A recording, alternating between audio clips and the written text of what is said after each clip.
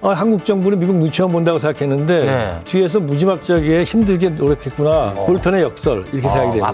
미국의 지도부인데 이 사람들의 생각이 조금씩 다르고 행동이 달라요. 네. 마치 봉숭아학당입니다. 이 사람들이. 네. 전쟁은 우리가 민족의 공멸이고 그렇죠. 북한을 최대 압박과 제재를 하다 보면 잘못하면은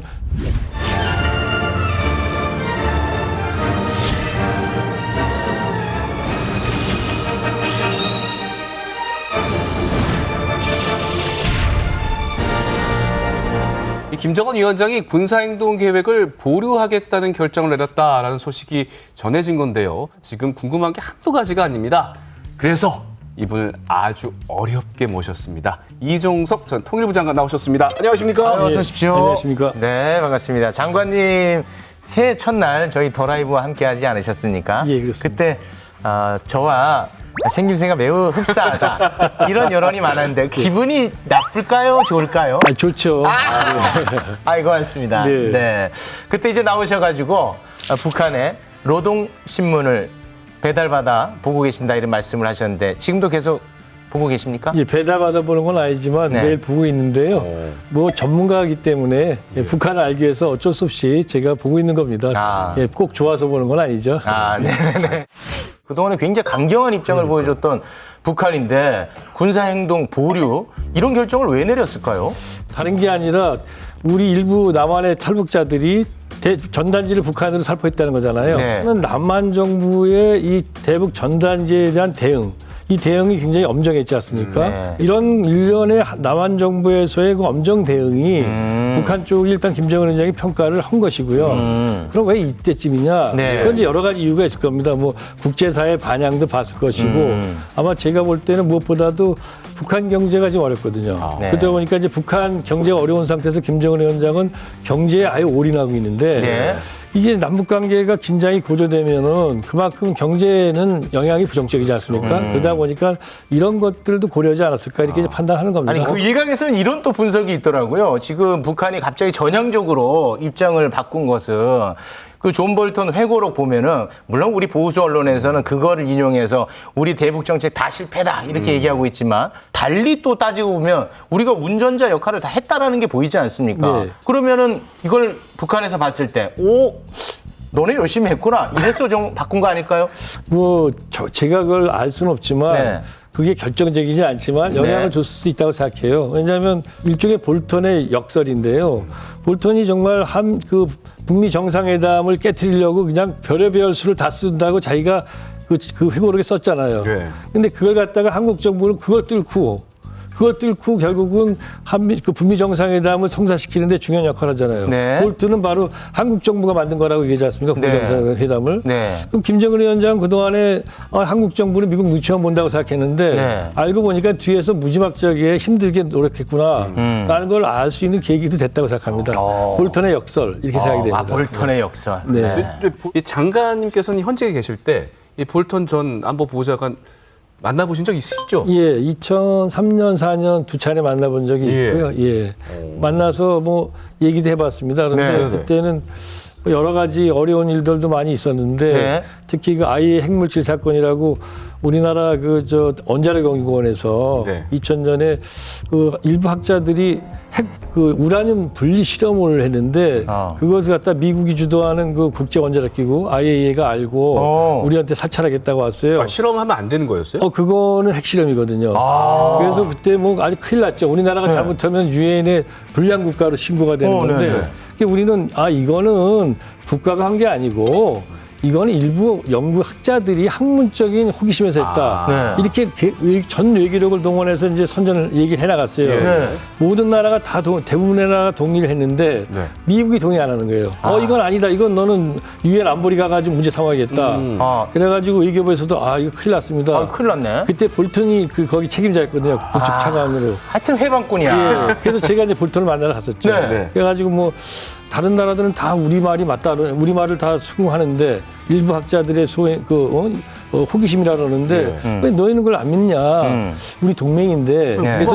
그래서 그냥 쉽게 말하면 우리 동맹 맞나? 이런 식으로 했더니 뜻밖에도 볼턴이 이거 뭐 우리는 그렇게 믿는데 중국, 러시아가 안 믿는 것 같다 이렇게 얘기해요. 그래서 그럼 걱정 마라. 그건 우리가 알아서 할게.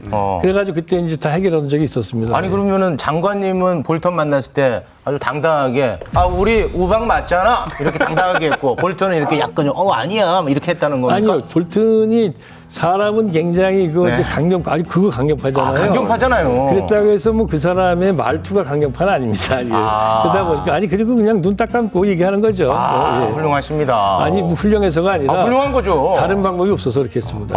진짜 할 말은 또 딱딱 하셨군요 당시에도. 아니 그 말 안 하면 우리가 유엔 안보리로 가야 되니까 한 거죠. 예. 어떻게 보면 이제 협상을 제대로 하신 거잖아요.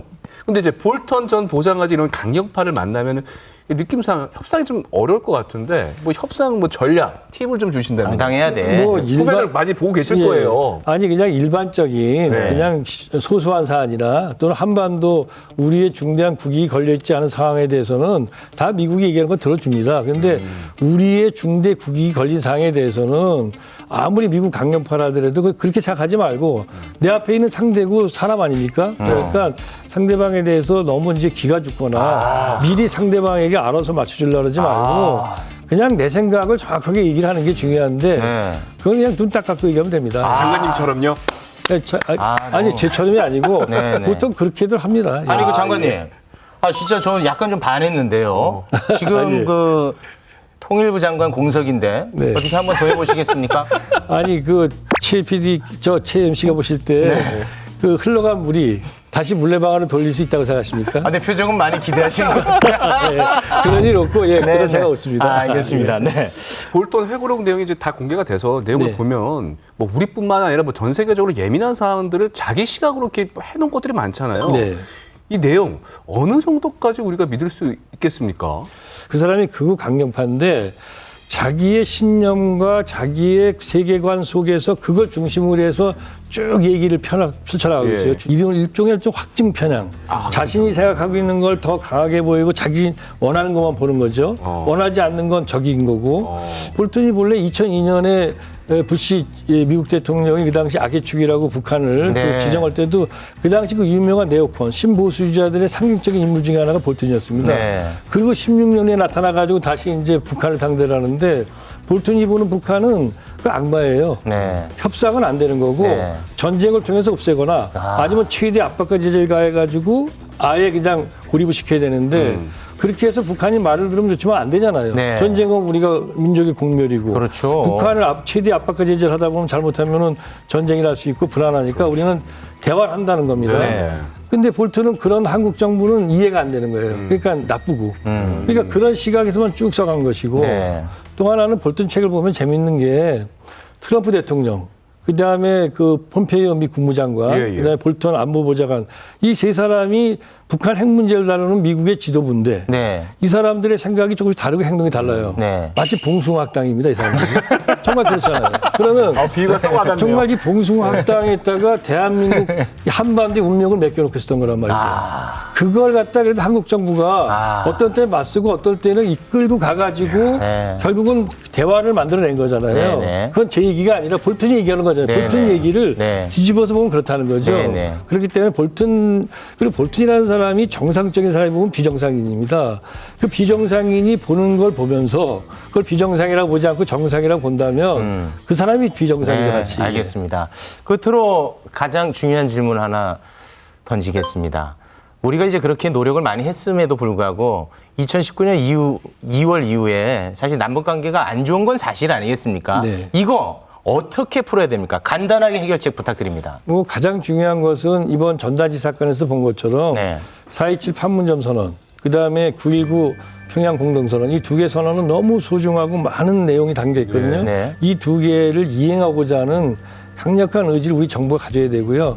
그다음에 제가 뭐 미국의 그 한반도 그 관련된 정책 집단을 제가 봉숭아학당이라 그랬는데 그렇기 때문에 우리 정부가 정말 나름대로 자기 말을 하고 자기 아이디어를 가지고 어렵더라도 북핵 문제에 대해서 나름대로 보다 주도적인 역할을 하도록 노력을 해야 된다.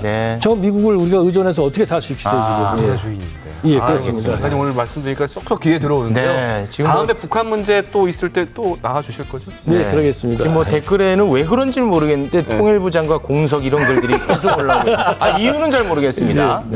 오늘 늦은 시간 함께해 주셔서 대단히 고맙습니다. 고맙습니다. Stay